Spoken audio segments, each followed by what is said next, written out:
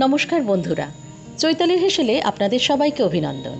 আজ আমি মেথি মালাই চিকেনের রেসিপিটা নিয়ে এসেছি, যেটা করতে লাগবে অল্প ইনগ্রিডিয়েন্টস আর তৈরি হবে দুর্দান্ত স্বাদের। আমার আজকের রেসিপিটা কেমন হয় তাহলে আসুন দেখে নিই। এখানে আমি 500 গ্রাম মুরগির মাংস নিয়েছি।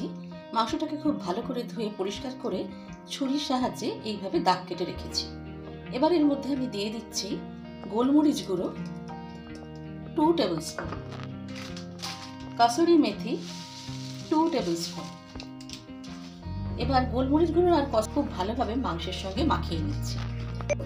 কসুরি মেথি আর গোলমরিচটাকে খুব ভালোভাবে মাংসের সঙ্গে মাখিয়ে নিলাম।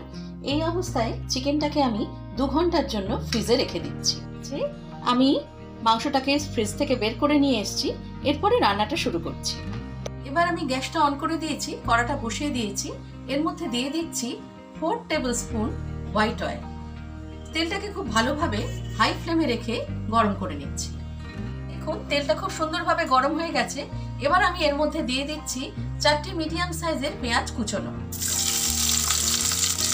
পেঁয়াজটাকে প্রথমে খুব সুন্দরভাবে ভেজে নেব। একদম মিডিয়াম ফ্লেমে রেখে পেঁয়াজটাকে আমি ভাজছি। দেখুন পেঁয়াজটা বেশ হালকা ভাজা হয়েছে।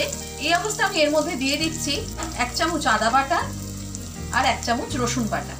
এবার আদা রসুনটাকে ততক্ষণ নাড়তে থাকবো পেঁয়াজের সঙ্গে যতক্ষণ না আদা রসুনের কাঁচা ভাবটা চলে যাচ্ছে। আঁচটা কিন্তু এখানে আমি মিডিয়ামেই রেখেছি। দেখুন আদা রসুনটা খুব সুন্দরভাবে ভাজা ভাজা হয়ে গেছে, একটা সুন্দর পেঁয়াজের গন্ধও বেরোচ্ছে। এইবার আমি এর মধ্যে দিয়ে দিচ্ছি ম্যারিনেট করা মাংসটা। এবার ম্যারিনেট করা মাংসটা দেওয়ার পরে আমি পেঁয়াজ আদা রসুনের সঙ্গে ম্যারিনেটেড মাংসটাও একটু 2-3 মিনিট ভেজে নিচ্ছি। আঁচটা কিন্তু এখানে একদম মিডিয়াম ফ্লেমেই রাখা আছে।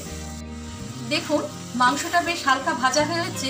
এই অবস্থা আমি এর মধ্যে এখানে দিয়ে দিচ্ছি 1/2 চামচ হলুদ গুঁড়ো, 1 চামচ লঙ্কা গুঁড়ো। এবার হলুদ আর লঙ্কাটাকে খুব ভালোভাবে মিশিয়ে নিচ্ছি মাংসের সঙ্গে। দেখুন হলুদ আর লঙ্কাটা মাংসের সঙ্গে খুব ভালোভাবে মিশে গেছে। এই অবস্থা আমি এর মধ্যে দিয়ে দিচ্ছি টমেটো পিউরি।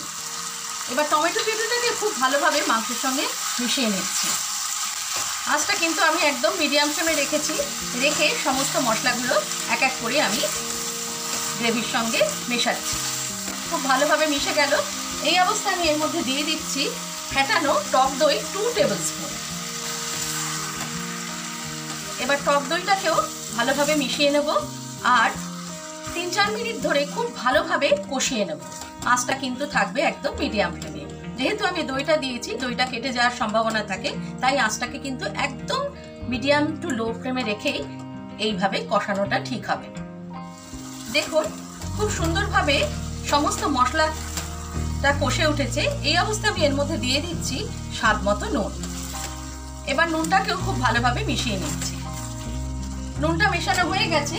এই অবস্থায় এর মধ্যে আমি দিয়ে দেব 1 কাপ গরম জল। গরম জল দিলে রান্নার টেস্টটা খুব ভালো হয়।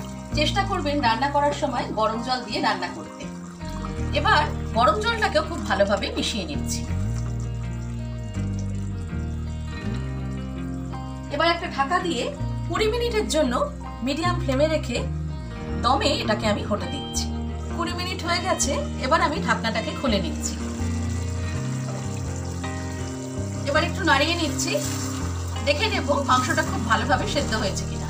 দেখুন ছেড়ে ছেড়ে আসছে মাংসটা, তার মানে খুব ভালোভাবে সেদ্ধ হয়ে গেছে।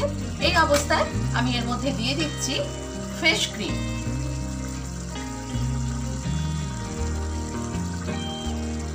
এবার ফ্রেশ ক্রিমটাকেও আমি ভালোভাবে গ্রেভির সঙ্গে মিশিয়ে নিচ্ছি। আঁচটাকে কিন্তু এবার আমি মিডিয়ামে করে দিলাম। ফ্রেশ ক্রিমটা খুব সুন্দরভাবে মিশে গেছে। এই অবস্থায় আর কিছু করার নেই, আমি গ্যাসের সুইচটাকে বন্ধ করে দিচ্ছি আর স্ট্যান্ডিং টাইমের জন্য রেখে তারপরে সার্ভ করব। এভাবে খুব অল্প সময় তৈরি করে ফেলতে পারেন একটা দুর্দান্ত স্বাদের মেথি মালাই চিকেন, যা রুটি, পরোটা কিংবা পোলাওয়ের সঙ্গে খেতে লাগবে দুর্ধর্ষ। আমার আজকের রেসিপিটা যদি আপনাদের ভালো লাগে লাইক করবেন, শেয়ার করবেন, কমেন্ট করবেন, সাবস্ক্রাইব করতে কিন্তু ভুলবেন না। খুব ভালো থাকবেন।